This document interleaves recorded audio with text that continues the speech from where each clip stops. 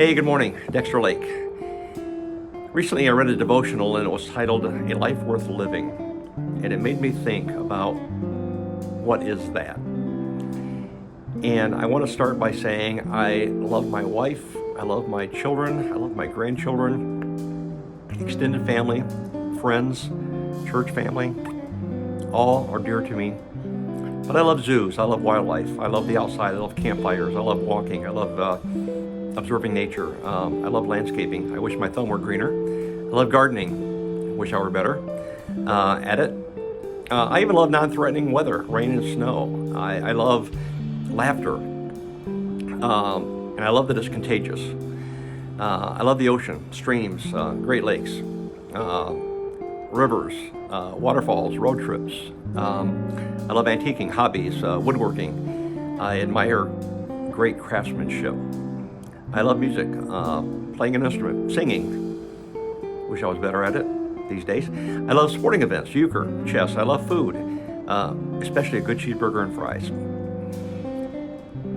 And I love making a difference, a positive difference in someone's life, in people's lives.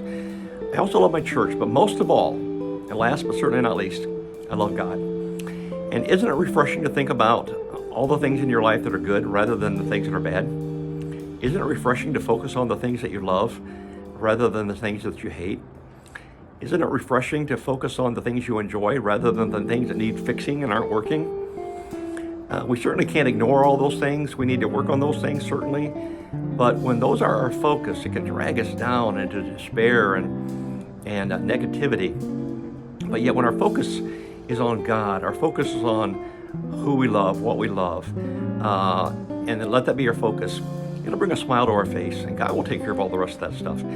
Everything you love is what makes life worth living. Take the time to make your own list of what you love, whether it's people, places, things, whatever brings you joy. You could not love them if you did not have a heart.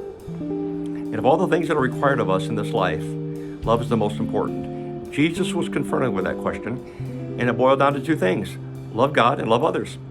Luke 10:27, you shall love the Lord your God with all your heart, mind, soul, and strength, and your neighbor as yourself. Do this, and you will find the purpose of your life. Everything else will fall into place. Deep down, we know it's true. We know that love is the key. We might think sometimes, oh, it's so hard. Sometimes when we recognize what we can and who we cannot live without, we recognize how much we do love. Anyway, side story. But we just get too easily sidetracked by the negatives. So I'd like to challenge you today to love. Let that be your focus, and you'll find the joy, happiness that you've been looking for. Lastly, the love chapter, 1 Corinthians 13, verse 13 says, but now faith, hope, and love abide these three, but the greatest of these is love. Let that be your focus. Amen. God bless.